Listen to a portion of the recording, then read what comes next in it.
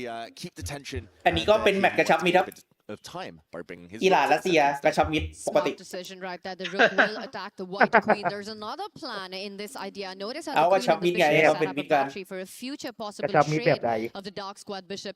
If อะไรเนี่ย thatอยู่ข้างหลัง h2 square, the black knight also ready to come to the center of the board via c6 on the next few moves. I think Parham's handled this very well so far. เอาปกติอิหร่านกับรัสเซียเขามาหามิตรกันไง Anything that white has here, any potential opening advantage is tiny as the white queen steps out of the way. Most importantly, though, the black position relatively easy to play. No real weaknesses. White is not creating any threats right now. No tactics. That means that Parham can speed up, and that time deficit now is down to 2 minutes. Started at 2 minutes 45. He's eating away at Artemiev's time advantage.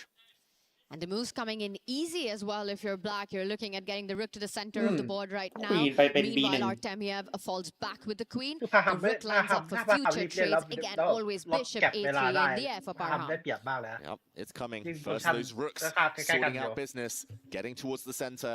We could have all the rooks staring at each other. We could see some knight jumps and knight trades soon. Neither side really wants to blink first, but Artemiev definitely feeling the heat of the situation, of the Armageddon. He's burning time because he doesn't see a plan. He doesn't know how he's going to win this game. Alright, he makes the first aggressive move into position right now. Jumps with the knight behind enemy lines, behind the half of his own board right now. Watch out for that tender spot on 8-7. The knight and the queen lined up. The bishop off the board. The white pawn the defender on the king side. But first, Parham gets the bishops off. He really hates bishops. He was trading off his own bishops earlier. Now he's trading off the opponent's bishops as well. อันนี้แซวพาหามไม่ชอบบิชอปเอาบิชอปโยนไปตายไม่หยุดเลย He has a draw in his sights. This is such an equal position right now. ถ้าแรกในส่งเท่ากันมันไม่ใช่เสมอ ถ้าอยากเล่นเอาเสมอยิงแรกก็ยิงดี Just 1 minute. แต่อย่าแรกให้มันเสียเปรียบเรื่องตำแหน่งนะ Close to just having result odds if you're Parham. A draw means he takes the match right now. And you can see it on Artemiev. He's struggling to find ways to create dynamic possibilities for white here. It just feels like แล้วก็เรียบร้อยแรกเอาควีนมาขยับเรือมาดักควีน แล้วเวลาแทบไม่ There is a threat though. There is a threat for the first time in this game. White's rook in the center is aiming to capture a black knight. The black knights are overworked. Tanya, you mentioned the white queen and the knight over on g5 near the black king, lining up on the diagonal. Black's knights are overworked. There could be tricks, could be checkmating tactics. Parham for the first time has to be a bit wary. Tricky Artemiev right there. Huge idea on the board. Parham definitely spots it, but the question is, what is it gonna be his line of defense right now? We've got to show that plan, David. The threat is rook takes knight. If black just takes the eye off the ball, makes a useless pawn move here, then rook takes knight would be a winning tactic, winning a piece, since the black knight cannot recapture due to the checkmate on the diagonal. The deadly combo. เลยเป็นเราเบี้ยขึ้นมาไล่ม้าออก will trap that black king, mate the black king. So this threat with the rook sliding across has to be done. แต่ว่าสามารถเล่น H6 ได้นะเพราะว่าถ้า H6 แล้วเรือกินใช่ไหม Black queen ก็จะมี swoops the whole way back. We'll เรือ find กิน out. ม้าแต่ว่ามันจะมีเบี้ยกินม้าอยู่ The black pawn แล้ว steps มันไม่ forward, มี attacking the ควีน white เมด knight, แล้วเพราะว่าม้า forcing โด it นกิ back. น He ใช่ has เลยเอาม้าหนีไปแล้วเบียร์อะไร He solved the problems. No checkmate on the cards. No checkmate on the cards, but I think there's still poison in this position. Notice how the white knight's fallen back, eyeing the d6 square as well. The knight infiltrating further into black's camp right there. For Parham, the defensive task isn't over just yet. He brings his queen back, eyeing both knights right now. อาจจะต้องให้มันใช้เวลาระดับหนึ่งเลยในการแบบเอาสถานการณ์นี้แก้ไปได้หน่อยนึง He doesn't allow that knight to jump in and maybe fork a few pieces. As long as he doesn't allow any loose pieces to drop off, he should be fine here. Parham, he did have to spend a bit of time though. So this last couple of moves, the last transition, maybe in practical terms, decent for Artemiev, but still needs to create something and win here with white. It's going to be an uphill battle, Tanya. I just don't see how he keeps all the pieces on the board as he improves his queen here. D3 นะ And he's trying to improve it further, get it towards that a6 square, trying to eye black spawns on the left flank, creating pressure, creating threats. But there are knights that are attacked at the center of the board. Not easy, like you're saying, for white to find infiltration plans right now. For Artemiev, I think he just really wants Parham's clock to go as low as possible before we see a committal decision by white in this one. Exactly. It's never over till it's over. Armageddon especially. And I think this might be the first time in the Esports World Cup, at least in this first match, that we will see the clock play a big role. The white queen slides across. ไม่ดีเลยมันเรามาแรก Black's knight can leap forward at some point. There we go, attacking the white queen. มาไล่ควีน Not so many safe squares for the white queen to go. It has to cling on, keep contact to its knight in the center. Black's pieces are so active. Momentum's turning in Parham's favor. Just 2 squares, I would say, if you want to make sure you don't lose material. อันนี้ทำดีมากนะ You can do it 1 step forward or 1 step towards the left if you're white right now for the white queen and he tries to take that decision. Very important for Artemiev to keep the queens on the board. He does go back eventually once it hits the second time, keeping the knight defended and also eyeballing that B6 pawn of Parham. Black's queenside pawns on that left flank are a bit vulnerable, are a bit loose and weak. So we'll see if that plays a role later. For now, the more trades the better, Parham says. Rook's off the board, and now it really is hurtling towards an endgame. If the queens leave, white might have a small advantage as white's rook has a bit more access, but still, this last maneuver, really nice. The black knight is going to land in the center. Hitting the white queen for the 3rd time in that one. I think white is forced to jump up with the rook, create chances against the black queen or start attacking the knight, but you have to be careful of folks right now. And for Artemiev, he does hit the queen. The knight is but it is a big blunder on the board. This is a huge blunder. เช็คเรียบร้อยเสียควีนแล้วครับอย่างนี้ Incredible tactic, a sacrifice to drag to break open the Black King. If the Black King moves, the knight will capture the Black Knight. The Black Queen will be hanging at the end. If the Black Knight moves to recapture, the Black Queen is still hanging. มันไม่ได้ถึงแถวควีนแต่ว่ามันจะโดนควีนเทคกินควีนกินอันตรายแล้วเนี่ยก็เนี่ยควีนหายไปแล้วแล้วก็ This is completely busted for Black, and you can see Parham there shakes his head. He can't believe what a tactic he missed. And Vladislav Artemiev with a brilliant knight jump with both queens hanging about Armageddon, and now Parham cannot believe it. That was the first brilliant move. จริงๆไม่จำเป็นต้องเล่นแบบอะไรเป็นเสียงนั้นเลยก็ละเลยนะ Artemiev now แค่เอาคืนเราเองหลบก็พอแล้วอะ Not just as ถ้าเล่นควีน B5 ก็ละเลยไม่น่าเอามาขึ้นมาเลย แต่ตรงนี้ก็อย่าพลาดเหมือนกันนะเพราะถ้าพลาดก็บัตเดอร์คืนได้อยู่ He's just doing some double checking here. Still plenty of time, 4 ผม minutes. ว่าค่าที่ยาก More than enough time to convert this คือแผ advantage. นมันไม่ค่อยมากเท่าไหร่แผนมันก็คือ A queen and an extra pawn and some extra seconds on the clock right there. Parham needs to find a way to build a fortress right now. But in this one, probably non-exist. If that B pawn was missing for Artemiev, there would still be hope for Maksutli, but not in this case. And there we see on Parham the disappointment. You know, sometimes it's just one blunder. That's all it takes. It's brutal like that, chess is. Exactly. These 2 players are so classy, so strong. They've cancelled each other out for so much of this match. But one blunder and everything will be decided. Yeah, the Black Knight just not stable enough. And the white B pawn starts rolling down the board. The rook alone cannot stop it. Will cost Black that rook or the Black Knight, and white is going to win this game.